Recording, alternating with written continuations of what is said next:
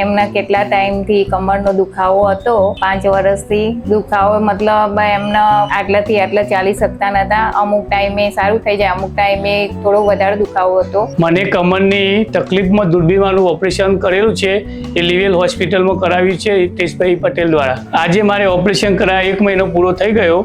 મને આજે કોઈ જાતની તકલીફ નથી. હું જાતે એક્ટિવા ચલાવીને દુકાન જઈ શકું છું, જાતે બધો વેપાર બી કરી શકું છું, બેસી શકું છું, ખુરશીમાં બેસી શકું, ચાલી શકું, બધું જાતે જ કરી શકું. જય સ્વામિનારાયણ. મારું નામ દીપિકાબેન રાકેશભાઈ પટેલ છે. આ મારા હસબન્ડ છે. જય સ્વામિનારાયણ. મારું નામ પટેલ રાકેશભાઈ ચોમાભાઈ છે. મારી ઉંમર 48 વર્ષની છે.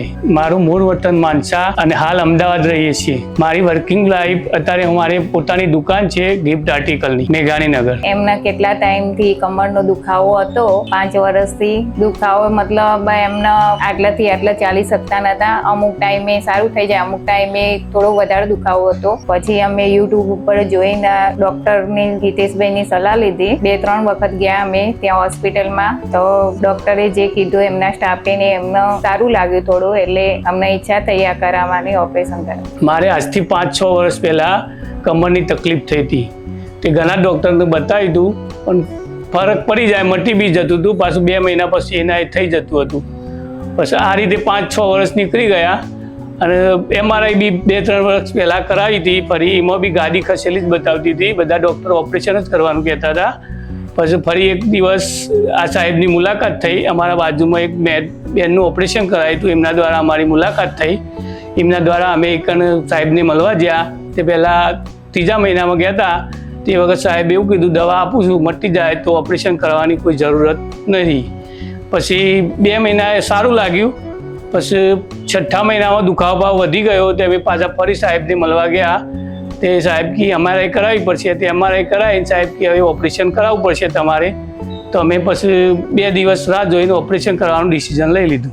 ના, ડર તો એવો સાહેબે પહેલાં એવું લાગ્યું હતું આગલા દિવસે તે ઓપરેશન કરવાનો થોડો ડર લાગ્યો હતો, પણ પછી બીજા દિવસે ઓપરેશન કરવા ગયા એ વખત સાહેબે કીધું કોઈ ચિંતા કરવાની જરૂર નહીં, તમારે ચિંતા નહીં કરવાની, બધી મારા ઉપર ચિંતા છોડી દો, ઓપરેશન હું તમારું સારું કરી દઈશ.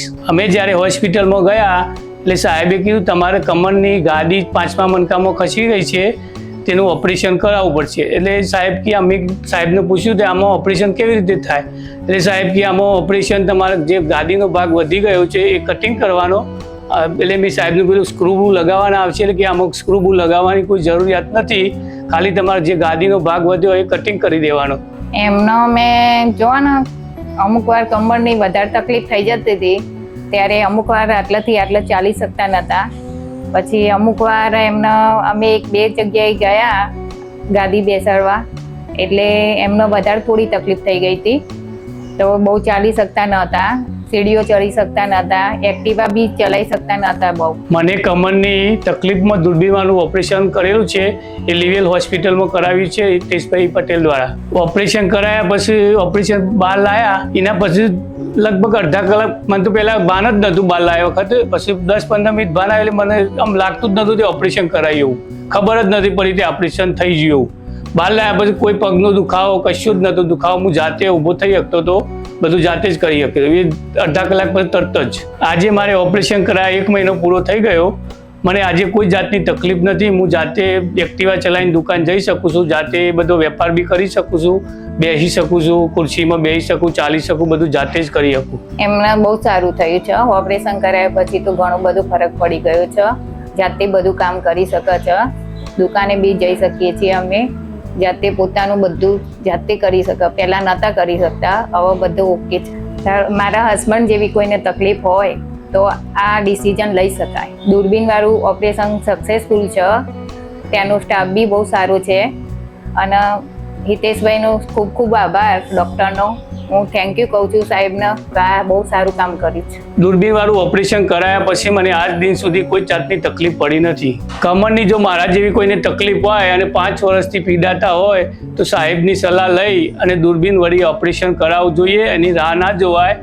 અને આમથી આમ કોઈ જગ્યાએ ડૉક્ટરની ગમે તેની સલાહ લઈ MRI કરાવીને જે આવે MRIમાં તરત જ દૂરબીનવાળી ઓપરેશન કરાવી દેવાય. એમાં કોઈ જાતની તકલીફ પડતી નથી. આજે હું દુકાનમાં સવારે 10 વાગે જઈએ તે સાંજે 8 વાગ્યા સુધી બેસીએ છીએ અને ગ્રાહક બી પટાઈએ છીએ અને કામ બી રોજનું જે રૂટીન એ પ્રમાણે કરીએ જ છીએ પહેલાં કરતા હતા.